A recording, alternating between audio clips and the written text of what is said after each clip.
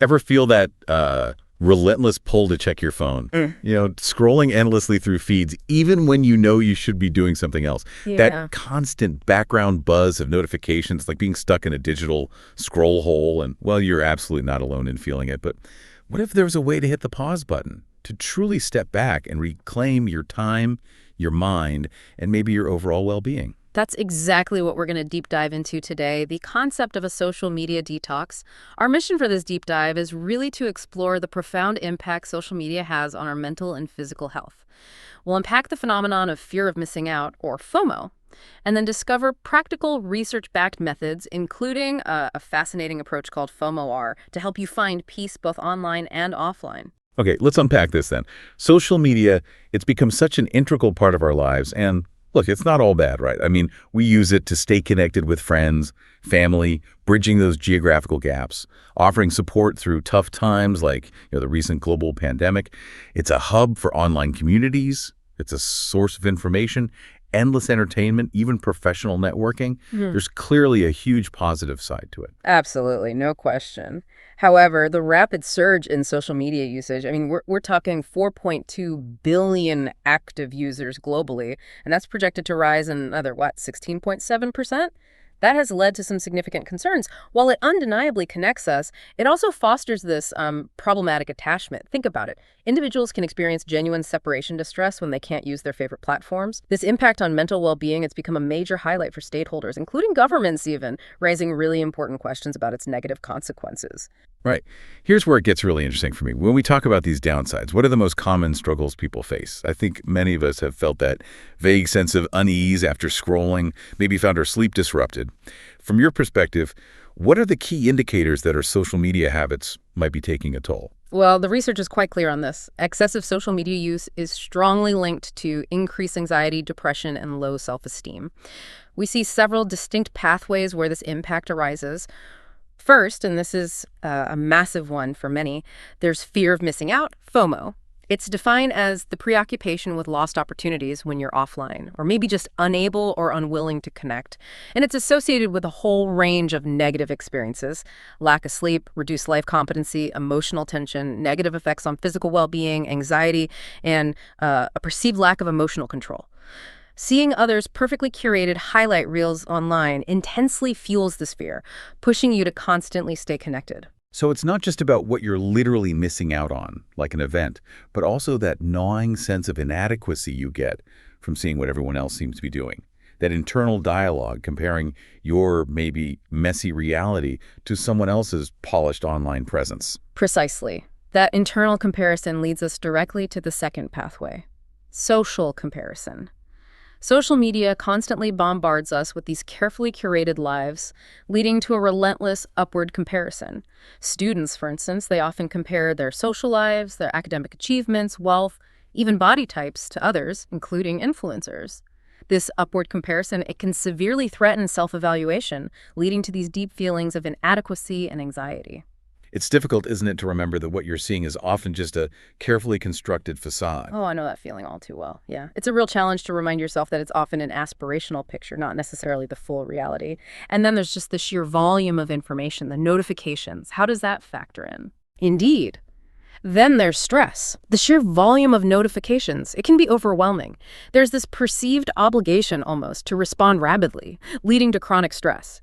People often overthink interactions. Like, you see a message read, but it's not replied to, and that leads to worries like, does this person not have time for me? This constant mental load takes a significant toll. And before you know it, hours have just vanished. Is that where procrastination comes in?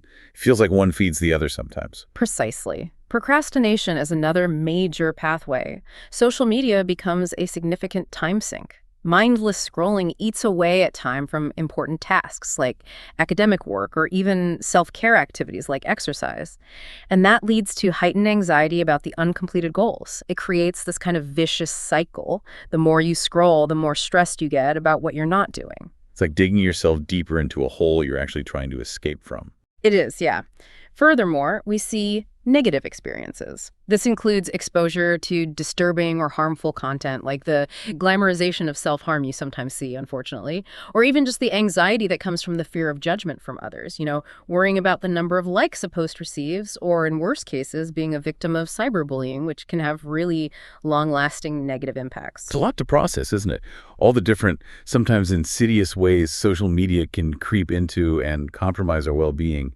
What's the ultimate consequence when these behaviors become really entrenched? And finally, a very serious consequence is addiction.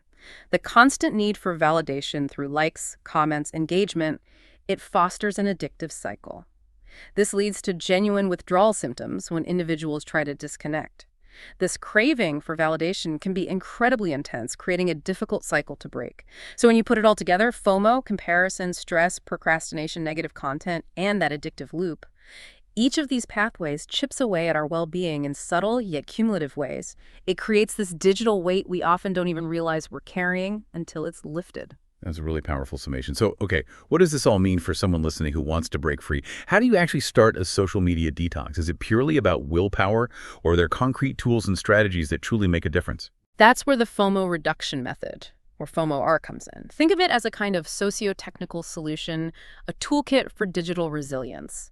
It's built on understanding why FOMO happens and how to change behavior. FOMO-R starts by raising awareness. It helps you identify your specific FOMO triggers. For example, do you find yourself preoccupied with others not interacting as you expected? Or maybe constantly checking when you're unable to connect? It's about recognizing your personal digital habits first. So understanding the problem and pinpointing your unique triggers, that's the first step. Yeah. Then what? What's next in this toolkit? Then FOMO offers powerful countermeasures. It's kind of a two-pronged attack, with both technical and social strategies. On the technical side, these are often software-assisted. Think about using auto-reply or set status to proactively let people know you're busy. You can use filters to manage information overload, create priority lists for important messages, or even calendar event reminders for online gatherings. And importantly, many modern devices now offer built-in digital well-being features like Do Not Disturb, Focus Mode, which pauses distracting apps and app timers to set daily limits. Even simple physical actions like flip to shh on some phones can mute notifications just by placing your device face down. Simple but effective. It sounds like leveraging the technology itself to fight the problem, using its own features to build boundaries. That's actually incredibly clever. But technology can only do so much, right? What about the behavioral side? Absolutely. The social and personal skills are crucial, arguably even more so, perhaps. FOMO-R emphasizes several key areas here. First, self-talk. This is about the power of empowered refusal. So instead of telling yourself, I cannot respond swiftly, you reframe it to, I do not need to respond swiftly. Okay. Or, I chose not to check each notification immediately. This really reclaims control and agency. Then there's expectation management.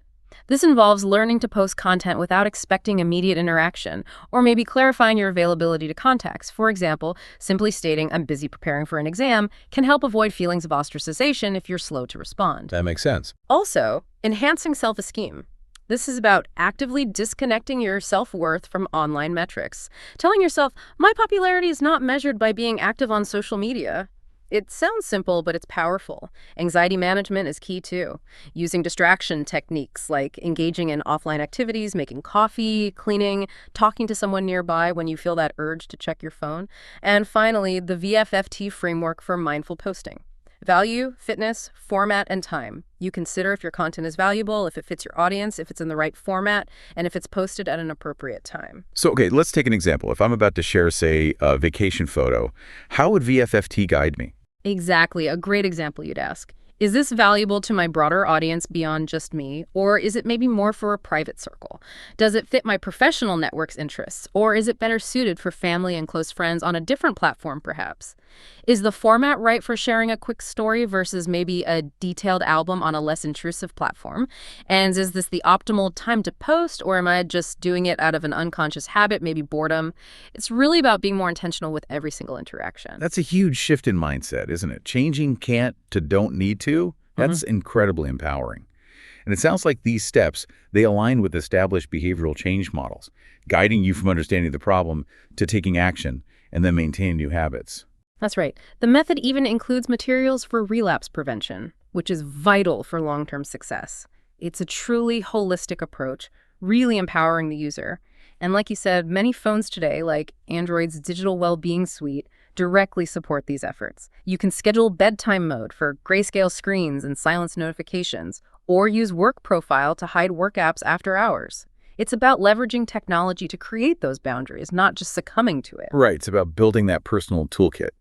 But, okay, while the theories and features sound great, the real magic, I suppose, happens when these methods are put into practice. So what does a social media detox actually feel like? We have this fascinating account from someone who went cold turkey for 30 days. You might be surprised by their experience. Yes, this personal anecdote, it reveals some really profound shifts.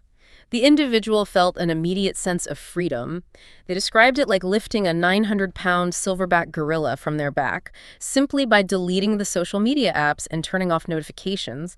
They described this as a genuine relief from the, quote, shackles of notifications and rabbit holes of links, photos, and feeds. A 900-pound gorilla. Yeah. Wow, that's a powerful image of the weight being lifted. What about their time and focus? Did that truly transform like the theory suggests? They experienced a dramatic rediscovery of time and focus. Yeah. They noticed how much time was previously just wasted browsing social networks without even realizing it. Productivity soared. They talked about allowing for deep, uninterrupted work, for example, writing 2/3 of an ebook in just 2 hours without breaks, or completing over 5,000 words in a single day. They achieved laser-sharp focus, describing it as getting in the zone. They found themselves tackling tasks they dreaded for months, like writing that ebook, and doing it without constantly stopping to check their phone. It really sounds like their mental state completely transformed just by removing that constant hum of distraction and comparison. It did. There was a very clear shift in mental state. They became noticeably happier and less stressed simply by removing those negative influences from their daily routine. The obsession with likes, comments, shares, it just dissolved. It was replaced by a contentment with their own output. They stopped worrying about whether a post would get likes or retweets. And that's a huge win in itself, right? Finding contentment from within. Absolutely. Did they notice anything else about their habits or perhaps the habits of others around them during this time? Yes, the detox led to a heightened awareness. They became acutely aware of their own impulsive phone-checking habits, even while driving, instinctively reaching for a now barren home screen. And they also observed how others were constantly glued to their screens. It highlighted a societal shift, like watching a lady in a drive-thru who apparently never looked up from her phone. So it wasn't just about their own habits, but seeing the bigger picture of digital dependency all around them. Right. It makes you notice it more. And the benefits extended beyond the screen too, didn't they? What else shifted in their daily life? Well, their phone battery life drastically improved, lasting 2 full days, which they said was unheard of before. They found themselves reading 500-page books in less than a week, a feat they considered almost a miracle. Real-life interactions felt more meaningful. Without that constant urge to document or share them online, they were just present. It truly sounds like a total life recalibration. That's amazing. What was the most surprising realization for them, do you think? Finally, they identified what they called the annoying factor. They recognized how social media platforms often force unwanted content like overly self-promotional posts or maybe conspiracy theories into their personal space. It made them realize they desired less of this intrusion. They felt this profound sense of liberation from having messages constantly pushed in their face. This account, it really brings benefits to life. It does, yeah. But it also highlights the challenges. That initial FOMO must have been tough. The moments of boredom, maybe pressure from peers to stay connected, and even the occasional slip-up, like accidentally opening YouTube out of habit. The key, it seems, is acknowledging those setbacks and practicing self-compassion to get back on track, right? Exactly. So you've survived your detox, you've experienced the benefits. Now what? Is the goal really to quit social media forever, or is it more about finding a new way to live with it? For most people, the goal isn't necessarily permanent abstinence. It's more akin to social media addiction recovery, learning to manage it in a healthy, sustainable way. It's about finding that crucial balance in digital consumption. So how do you re-engage mindfully after experiencing such a significant shift? What does that look like practically? Well, it means using what you've learned during the detox. Continue setting time limits, maybe using those app timers, unfollowing accounts that consistently trigger negative emotions, scheduling regular tech-free weekends, or even just daily breaks. It's about building a sustainable routine. It also means being really intentional with your use. Assess the true role of social media in your life now. Which platforms genuinely serve you? How much time do you realistically want to commit? This could mean significantly reducing usage or maybe even logging out of certain platforms permanently if they no longer align with your well-being or your goals. It sounds like the detox itself becomes this journey of personal growth, helping you discover new things about yourself, what you actually enjoy doing offline. Precisely. The detox helps you reconnect with your passions, maybe explore new hobbies, and gain self-awareness, importantly, independent of online validation. It's about building a life that feels fulfilling offline first. Ultimately, the overarching lesson here, I think, is that social media can be great in moderation. A detox clarifies your personal healthy limit, empowering you to use technology as a tool rather than letting it control you. So this deep dive, it's shown us that while social media offers these incredible connections, its unchecked use can significantly impact our mental well-being. It fuels anxiety, comparison, that pervasive fear of missing out. But the good news is that structured methods like FOMO, combined with everyday digital well-being tools and just a conscious effort to set boundaries, they offer a clear path to reclaiming that balance. Yeah. Ultimately, a social media detox isn't just about disconnecting, is it? It's really about reconnecting with yourself, with your real-life relationships, and with your most important goals. It's about transforming your phone from potentially a time-wasting device into a tool that actually supports an intentional, fulfilling life. So as you reflect on this deep dive, maybe consider this provocative thought. In a world that relentlessly demands your attention online, what single, small, and intentional step can you take today, right now, to reclaim just a piece of your peace offline?